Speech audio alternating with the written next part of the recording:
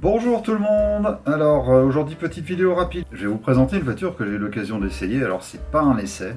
Je l'ai eu juste une semaine. C'est une voiture de location en dépannage. Dans le cadre de mon travail, j'ai un véhicule de service. Ça lui arrive de tomber en panne. En l'occurrence, c'est un Renault Captur. Alors ceux qui ne seront pas surpris que ce soit tombé en panne, voilà. Hein. C'est un Renault Captur. Bon bref. Capture 2, j'en parle, je me suis là, non, je n'en parlerai pas, ça vaut pas vraiment le coup. Mais donc du coup, pendant une semaine, j'ai eu une voiture de location. Je suis pas particulièrement voiture récente, c'est pas vraiment mon truc, je suis quand même plus Youngtimer et ancienne. Toutefois, là, pour une voiture récente, j'ai été assez surpris par la qualité de la voiture, par ses qualités en fait. Une voiture de moyen gabarit, confortable, agréable à conduire et hybride.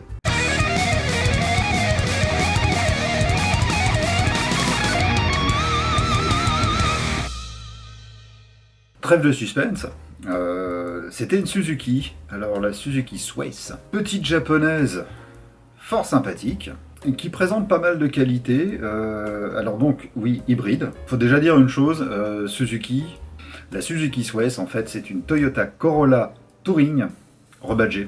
Donc là en l'occurrence c'est Toyota, donc toute la technologie dedans c'est Toyota. L'hybridation c'est du Toyota. Toyota sont connus pour faire des véhicules globalement fiables et en règle générale les voitures japonaises sont réputées fiables et elles tiennent cette tradition. Du moins sur les voitures standards parce qu'évidemment les voitures très haute performance de toute façon par définition ça n'est pas fiable. Pour la présenter rapidement, c'est une berline compacte en break, donc c'est vraiment l'équivalent direct de chez Peugeot la 308 SW et chez Renault de la Mégane Estate. Voilà, c'est exactement le créneau de la voiture. En fait, on se trouve avec une voiture qui est très cohérente. Alors au niveau, j'ai regardé au niveau des prix, ça commence quand même à 30 000 € neuf. Hein. Après, en même temps, une 308 SW... ma foi, c'est pas donné non plus, une Mégane Estate non plus, donc l'un dans l'autre. Voilà, une petite hybride sympathique. La partie thermique, c'est un moteur de 1,8 litre. Il développe pas beaucoup de puissance, ce qu'il est atmosphérique, hein, c'est pas un turbo compressé. Atmosphérique, donc il développe 95 chevaux, ce qui ne paraît pas beaucoup. C'est vrai qu'en plus avec les downsizing, avec tout, et le turbo, et les injections haute pression et tout, on a des moteurs qui développent beaucoup plus de puissance par rapport à leur cylindrée. Là non, on est assez raisonnable. Il y a une chose qui explique les 95 chevaux uniquement, c'est que ce moteur s'appuie non pas sur le cycle 4 temps Baudrochasse ou auto. Je vais pas rentrer dans les détails, mais bon, en gros c'est le cycle admission, compression, combustion, échappement classique, utilisé sur quasiment tous les moteurs, et là en fait il utilise un dérivé du cycle Atkinson, donc sur les plaquettes il marque que c'est le cycle Atkinson. En réalité c'est pas tout à fait vrai, parce que sinon il serait beaucoup plus compliqué que ça le moteur en fait. Là on est bien sur une structure physique de moteur standard, c'est simplement qu'en fait c'est ce qu'on appelle le cycle de Miller. Je ferai une vidéo là-dessus sur les cycles et sur le fonctionnement du 4 temps, et justement entre Baudrochasse, Auto, Atkinson et Miller, les différences qu'il peut y avoir, ça peut être intéressant, donc je mets ça de côté, je ferai une vidéo là-dessus. Donc là en fait le cycle de Miller, simplement l'idée étant de rallonger l'ouverture de la soupape d'admission, pour faire simple. La conséquence c'est qu'on perd un peu en puissance, par contre l'énorme avantage c'est qu'on augmente considérablement le rendement, puisque pendant la compression on n'a qu'une moitié à forcer, puisqu'évidemment quand il s'agit de comprimer le mélange, c'est un effort qui est demandé au reste du moteur, au reste des cylindres. Donc on a un meilleur rendement, on a vraiment un rendement bien supérieur. Du coup on a un moteur qui consomme beaucoup moins, il développe un peu moins de puissance, certes, mais alors là, dans le cadre de l'hybride, alors pour d'autres versions, ce cycle a été utilisé et en fait le manque de puissance inhérent au moteur était compensé par l'adjonction d'un turbocompresseur ou d'un compresseur, et tandis que là, du coup il n'y a pas besoin, puisque comme c'est une hybride, elle dispose d'un moteur électrique, et le moteur électrique peut ajouter jusqu'à 50 chevaux. Au final, on a une voiture qui a un moteur, qui a une motorisation globale de 145 chevaux, ce qui en fait quelque chose de plutôt réactif. Au niveau visuel, bon après je suis pas très fan des lignes modernes, mais justement elle garde vraiment des lignes assez japonaises, elle est quand même bien dans l'esprit, on est bien dans l'esprit Toyota. Alors, je vais souvent dire Toyota, c'est une Suzuki, mais bon voilà, on est vraiment dans un esprit qui est pas mal, elle est pas vilaine, au niveau confort intérieur c'est agréable, les sièges sont globalement agréables, le poste de conduite est bien, je suis très grand, je fais plus d'1m90, donc forcément j'ai toujours des problèmes moi avec la place dans les voitures. Là, dans celle-là, j'ai pas vraiment eu de problème, j'étais bien installé.